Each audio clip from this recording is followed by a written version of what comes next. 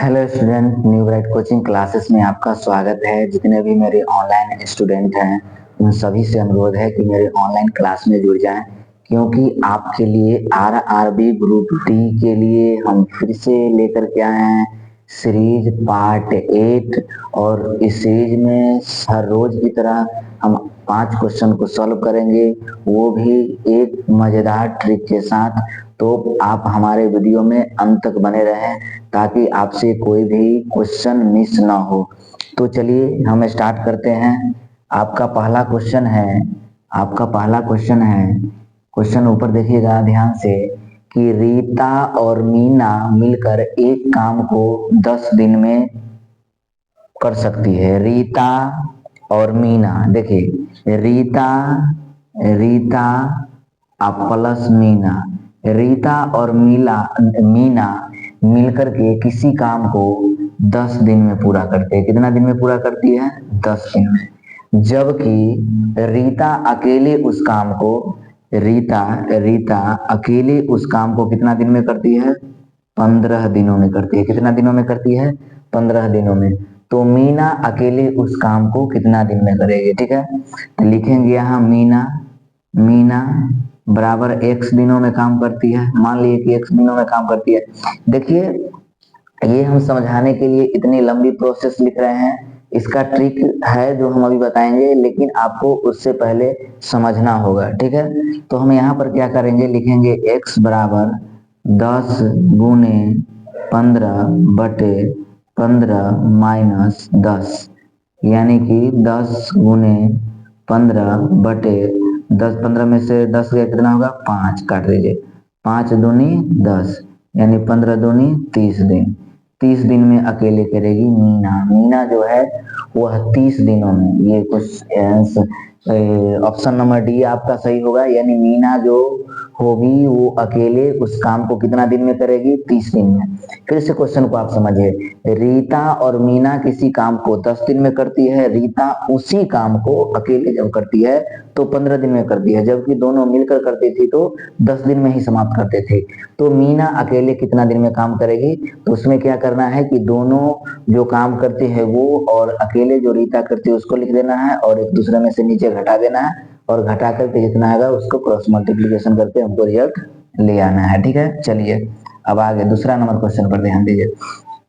दूसरा number question है कि 6 घंटे का एक दिन में कितना प्रतिशत? 6 घंटे का 6 घंटे का एक दिन प्रतिशत यानी 100। तो 6 घंटा तो 6 एक दिन, तो एक दिन में कितना घंटा? तो 24 घंटा। गुने कितना? 100 काट दीजिए। 6 चौके 24, 4 से काटिए, 25 चौका 100, यानी 25%। कितना होगा? 25%। ऑप्शन नंबर आपका सी हो जाएगा, 25%। अब तीसरा नंबर क्वेश्चन देखिए। तीसरा नंबर क्वेश्चन क्या है? तीसरा नंबर क्वेश्चन जो है, ये क्वेश्चन परीक्षा के दृष्टिकोण से बहुत ही महत्वपूर्ण क्वेश्चन है, और ये रेलवे ही में ही नहीं, एसएससी में, बैंक में, बिहार पुलिस में और भी कॉम्पिटेटिव एग्जाम में ऐसा क्वेश्चन बहुत ज्यादा पूछा जाता है। और इस क्वेश्चन में विद्यार्थी ज्यादा कंफ्यूज होते हैं। विद्यार्थी को लगता है कि ये क्वेश्चन हार्ड है और बन नहीं पाता है। तो इस क्वेश्चन को थोड़ा सा अच्छा से समझिएगा।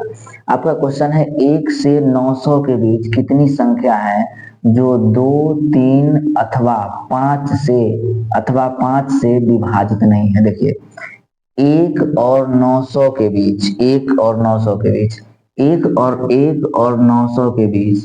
और 900 के बीच कितनी संख्या है जो आपको 2 से, 3 से और 5 से भाग नहीं लगेगी? तो 1 और 900 के बीच आपको कितनी संख्या हो जाएगी? 900 संख्या हो जाएगी। और क्या कहता है? 2, 3 और 5 से विभाजित नहीं होगी। देखिए, इसको कैसे बनाना है। यदि मानकर चलिए कि आपसे पूछा जाए से 1 से लेकर 5 तक, 1 से लेकर 5 तक कितनी संख्या है जो 5 से विभाजित नहीं होगी? 1 से लेकर 5 तक कितनी संख्या है जो 5 से विभाजित नहीं होगी? तो देखिए, 5 से विभाजित तो केवल 5 होगा। तो 1, 2, 3, 4 संख्या है जो विभाजित नहीं होगी। ठीक है, तो पहला क्या है? 1 और 2। तो 1 और 2 में 2 विभाजित होगी तो 1 नहीं होगी। तो लिखेंगे 1 बटे क्या? 2 गुने 3 है तो 1 2 3, तो 3 में केवल 3 डिवाइड होगा, यानी 1 2 दो संख्या बच जाएगा, तो इसमें लिखेंगे 2/3। और आगे है 5, तो 5 में 5 भी डिवाइड होगा, यानी 1 2 3 4 बच जाएगा क्या 4, तो 4/5 लिखेंगे। ठीक है, इस तरह से। अब इसको हम क्रॉस मल्टीप्लीकेशन करेंगे, तो इससे भाग करेंगे तो हम कितना आ जाएगा, 900 कर दिया 450, 3 से करेंगे तब 15 तिये 45 150, 5 से करेंगे तब 5 तिये 15 30, तो 30 गुने 1 गुने 2 गुने 4, यानी 30 दूनी 60, 60 चौके 60 चौके 6 चौक 24, 240 आंसर आ जाएगा। कितना आपका आ जाएगा, 240। ऑप्शन नंबर आपका ए आ जाएगा। ठीक है, तो ये क्वेश्चन जो है बहुत महत्वपूर्ण है और इस क्वेश्चन पर फोकस करना है, इसे अच्छे से बनाना है। ठीक है, अब क्वेश्चन नंबर आप 4 देखिए। क्वेश्चन नंबर आपका 4 है, हाँ 4 है। तीन संख्या है जो 5:7:9 के अनुपात में है। ठीक है, उनके लघुत्तम समावर्तक यानी एलसीएम उसको कह सकते हैं। एलसीएम आपका कितना है, 34,650 है।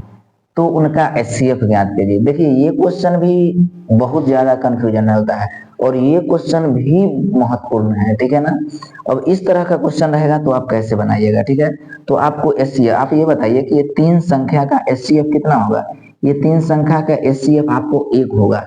एचसीएफ बनाने का एक तरीका हम बताते हैं कि जब संख्या जोड़ा में न रहे, जब संख्या फुट में रहे और उसका एचसीएफ निकाला जाए तो उसका एचसीएफ हमेशा 1 आता है, इस बात को ध्यान में रखिएगा। तो हमें एचसीएफ, तो ये 1 आया लेकिन ऐसे नहीं बनेगा, लिखेंगे एचसीएफ बराबर 34,650 गुने 1 बटे 5 गुने 7 गुने 9,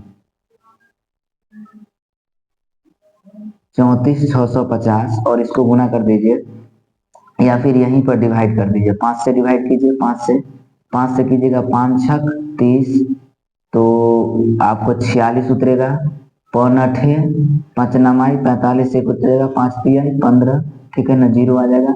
फिर 7 से कीजिए, 7 से कीजिए 7 9 63, 7 9 कितना 63, 7 9 कितना 63, 63 में 69 में से 63 का 9 में से 3 कितना हो जाएगा, 3 3 33, 7 चौक 28, 7 चौक 28, 33 में से 28 घटाइए, 33 13 में से 8 गया, 8 5 13 50, 7 7 49। ठीक है, इसको आप डिवाइड अच्छे से कर लीजिएगा। इसको ये क्या होगा कि 7 5 35, 7 5 35 गुने 9। ठीक है, अब 35 में 9 से आप गुना कीजिए, 9 5 45 के 5 हाथ में 4, 9 27, 9 5 45 के 5 हाथ में 45 के 5 हाथ में 4 और 9 27 और 4 27 4 31, यानी 315 आ जाएगा। और इसके बाद आप डिवाइड कर दीजिएगा, डिवाइड करके जो भी रिजल्ट आएगा वो आप लिख दीजिएगा। अभी कैलकुलेशन करने में काफी समय लगेगा। चलिए अगला क्वेश्चन देखिए। अगला क्वेश्चन आपको 5 नंबर है। 5 नंबर इस कॉर्नर पर हम बना देते हैं। 5 नंबर क्वेश्चन जो है, या फिर चलिए 5 नंबर हम यहाँ पर बनाते हैं, अच्छा रहेगा। 5 नंबर क्वेश्चन को देखिए। 5 नंबर क्वेश्चन कैसे बनाया जाए। किसी त्रिभुज की भुजाएं 5 सेंटीमीटर, 4 सेंटीमीटर और 3 सेंटीमीटर है, तो इसका क्षेत्रफल ज्ञात कीजिए। ठीक है, किसी त्रिभुज की भुजाएं जो है, किसी त्रिभुज की भुजाएं 5 सेंटीमीटर, ये त्रिभुज है। ठीक है, त्रिभुज का क्षेत्रफल क्या होता है, 1/2 गुने बेस गुने हाइट, आधार गुने, जिसको हम आधार गुने ऊंचाई कहते हैं। अब सवाल उठता है कि ये तीनों जो हमको पुट करना है, समकोण त्रिभुज है, ये समकोण त्रिभुज है, एक कोण 90 डिग्री का है। ये तीनों में जो हमको पुट करना है वो हम कहाँ पर कौन संख्या लिखे।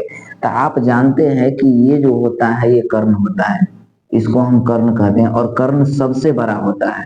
तो ये तीनों संख्या में बड़ा कितना है, 5 है। ठीक है, आप 4 यहाँ लिख दीजिए, 3 लिख दीजिए, या यहाँ वहां पर 4 है, वहाँ या नीचे आप 3 लिख दीजिए, उससे कोई फर्क नहीं पड़ता है। तो इसका आपका आएगा 1/2 गुने आधार कितना 4 और ऊंचाई कितना 3, तो 2 दूनी 4, 3 दूनी कितना हो जाएगा 6 सेंटीमीटर स्क्वायर हो जाएगा, यानी ऑप्शन नंबर ए हो जाएगा।